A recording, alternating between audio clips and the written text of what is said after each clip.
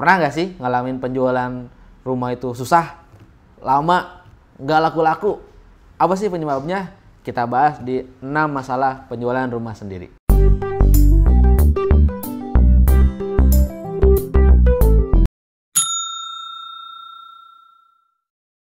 Kita langsung pada masalah pertama.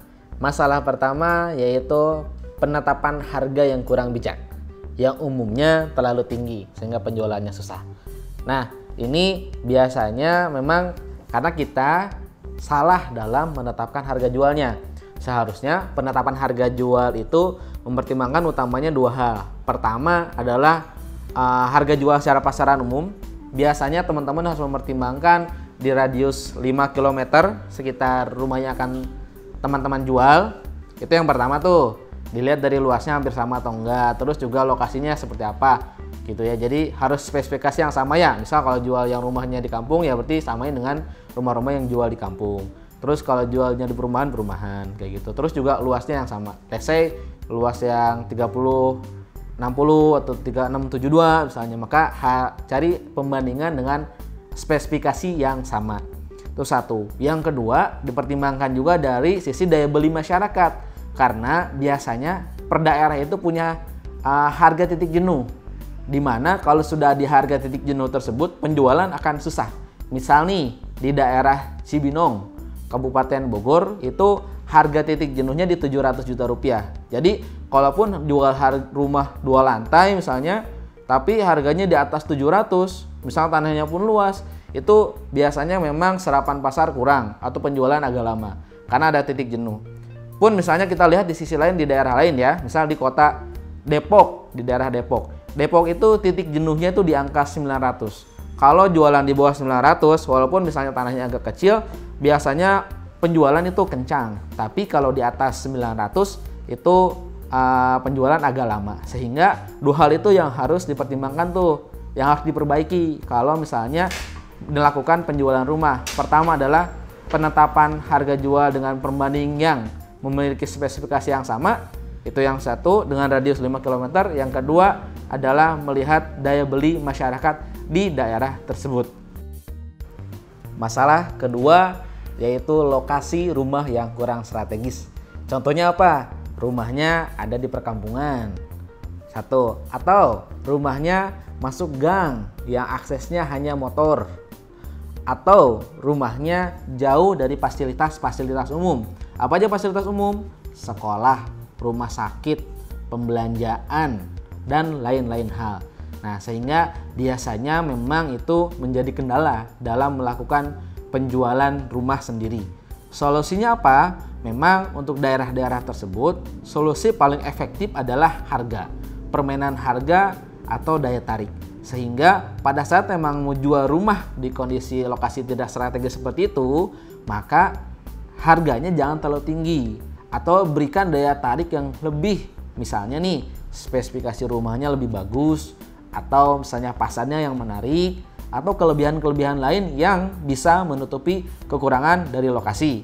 Itu. Tapi kalau lokasinya ekstrim nih, misalnya lokasinya adalah lokasi yang tertimpa bencana banjir atau seperti apa. Nah, memang baiknya itu dikomunikasikan dengan pemerintahan setempat. Karena pertama, kalau misalnya memang sudah terlalu parah misalnya banjirnya tidak bisa ditangani dan selalu terjadi, maka isu yang terbaik adalah relokasi, bukan penjualan rumah, biar nanti pemerintahan yang bertanggung jawab gitu. Tapi kalau misalnya masih bisa diantisipasi dengan beberapa solusi, ya berarti tadi balik lagi ke poin pertama, yaitu di harga jual yang bisa dimainkan, diturunkan atau seperti apa biar lebih menarik buat dijual, atau diberikan hal yang lebih untuk menutupi kekurangan dari segi lokasi.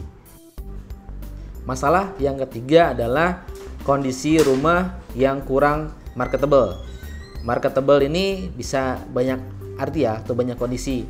Yang pertama, misal rumahnya itu kurang menarik dari desain fasadnya kayak gitu. Jadi tampak mukanya tuh kurang menarik gitu ya. Misalnya atau terlalu jadul kah gitu ya. Kurang dengan minat sekarang kah gitu dan lain hal, atau permainan warnanya kurang menarik kah. Itu yang pertama. Makanya emang penting tuh di awal pada saat penetapan rumah yang akan dijual, kalaupun dari nol nih, tanah nol pas mau dibangun, itu memang baiknya kita pastikan tuh yang akan dibangun itu secara fasad, secara layout itu sesuai dengan yang memang diminati para masyarakat secara banyak kayak gitu. Itu yang pertama. Yang kedua, bisa jadi kurang marketable tuh gara-gara rumahnya rusak atau harus dilakukan repair. Makanya solusi dari kalau rumah seperti itu, yang pertama kalau misalnya fasadnya kurang menarik, maka lakukan beberapa perubahan minimalis yang membuat ada daya tambah, misalnya di permainan mata. Jadi oke, fasadnya nggak berubah signifikan, tapi dilakukan pengecatan tertentu yang membuat lebih menarik secara fasad. Itu yang pertama. Yang kedua, kalau memang rumahnya rusak, ya baiknya memang beberapa hal diperbaiki, terutama hal-hal yang kelihatan secara mata oleh konsumen, sehingga itu bisa menutupi kekurangan-kekurangan yang ada. Seperti itu, dan harga jual bisa tetap dipertahankan, bahkan bisa lebih tinggi dibanding dengan harga pasaran. Tapi kalau misalnya ingin berubah seperti itu kan ada modal tuh. Kalau misalnya nggak ada perubahan, ingin udah dengan jual seadanya, makanya balik lagi ke masalah pricing atau penetapan harga. Harganya harus di bawah pasaran yang secara umum, sehingga daya beli masyarakat juga ada yang berminat untuk melakukan pembelian rumah yang lagi teman-teman jual. Masalah keempat yaitu legalitas yang belum selesai. Legalitas ini apa? Pertama adalah surat kepemilikan rumah itu belum selesai. Baiknya memang pada saat akan dijual rumah itu sudah dalam bentuk SHM, surat hak milik gitu. Itu yang pertama. Kalau enggak, minimalnya banget nih itu sudah dalam bentuk HGB, hak guna bangun kayak gitu. Sudah HGB atau SHM. Baiknya gimana? Baiknya sudah SHM. Itu yang pertama. Yang kedua, legalitas yang satu lagi penting dalam rumah itu adalah IMB, izin mendirikan bangunan. Nah, di sini kalau misalnya IMB-nya belum ada, itu juga harus segera diselesaikan kayak gitu. Nah, jadi kalau misalnya gimana nih? Kalau misalnya SHM-nya belum ada, IMB-nya belum ada. Nah, segera memang baiknya itu diselesaikan.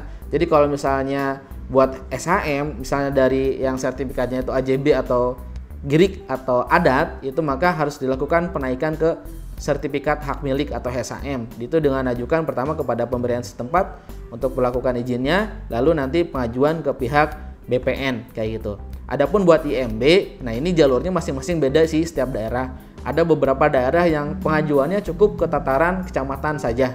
Jadi teman-teman cukup mengajukan ke tataran kecamatan. Nah, nanti itu bisa mendapatkan IMB rumah satuan. Walaupun beberapa daerah itu pengajuannya langsung ke pemerintahan kabupaten.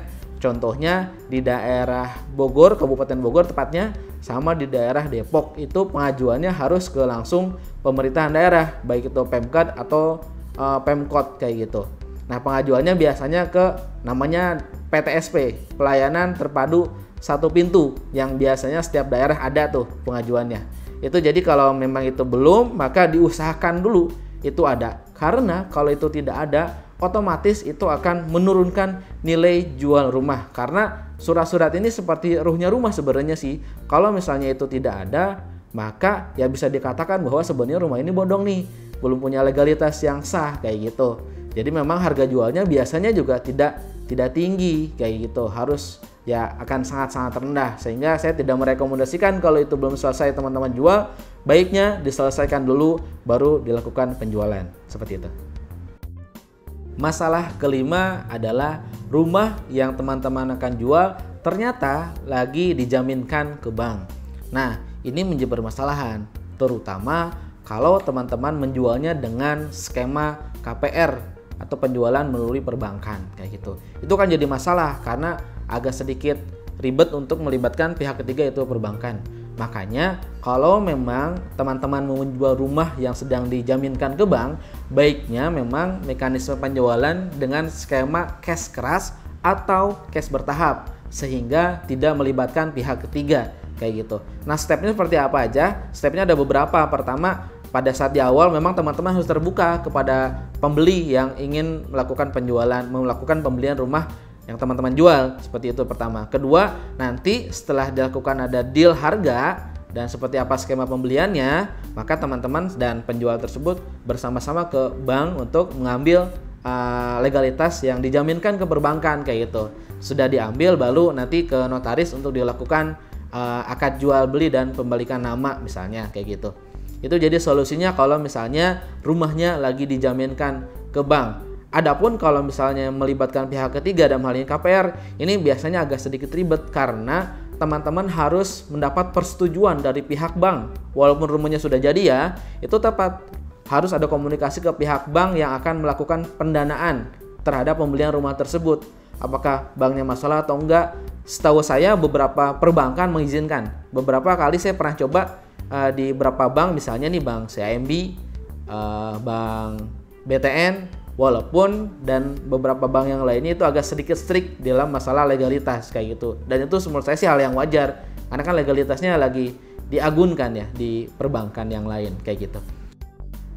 Nah, masalah terakhir adalah masalah dari si penjual atau teman-teman sendiri.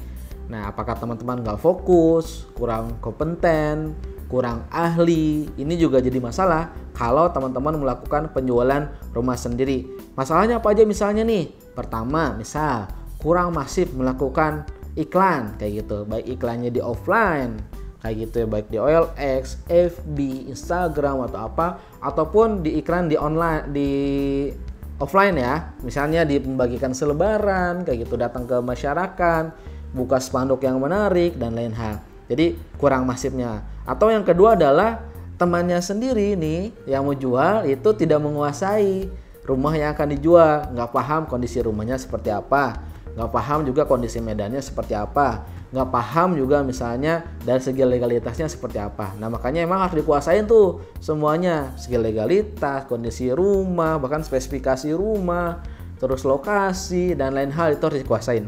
Yang terakhir adalah respon yang lama atau respon yang lambat. Jadi kalau ada yang nanya tuh harus cepat direspon. Ada yang nanya langsung direspon. Ada yang nanya langsung direspon.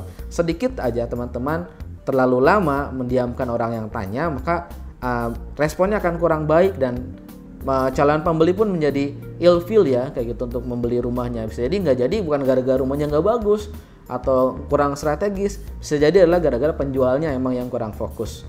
So, untuk masalah yang terakhir ini, solusinya memang dua hal. Apakah memperbaiki diri dengan meningkatkan skill atau membuat diri lebih fokus dengan memberikan waktu lebih banyak, atau bekerja samalah dengan pihak penjualan lain, misalnya para agen-agen marketing penjualan, dengan teman-teman menganggarkan adanya fee marketing untuk agen yang membantu penjualan tersebut, sehingga teman-teman tidak harus meluangkan waktu lebih banyak atau tidak harus terlalu fokus dalam melakukan penjualan, tinggal lakukan kontrol terhadap agen yang membantu melakukan penjualan. Itu 6 masalah yang biasanya teman-teman hadapi dalam penjualan rumah sendiri. Itu tadi 6 masalah dalam penjualan rumah sendiri. Semoga dapat membantu teman-teman dalam melakukan penjualan rumah yang lebih cepat dan lebih sesuai dengan target. Nah, jangan lupa untuk teman-teman terus tongkrongin channel YouTube kami di Property.id. Akan banyak informasi-informasi dan trik menarik yang terus kami berikan seputar dunia properti. Dan bagi yang punya masalah lain bisa sampaikan di kolom komentar, akan kami bantu untuk penyelesaian dalam masalah penjualan rumah secara pribadi. Nah, terakhir jangan lupa nih, bagi yang mencari rumah yang strategis, yang bagus, atau ingin dibantu dalam penjualan rumahnya, bisa menghubungi kami di Lotus Property. Linknya di sini ya. Nah, kayak gitu. Insya Allah di sini akan disediakan banyak rumah-rumah menarik, strategis, dan sesuai dengan yang teman-teman butuhkan di daerah Jabodetabek. Terima kasih.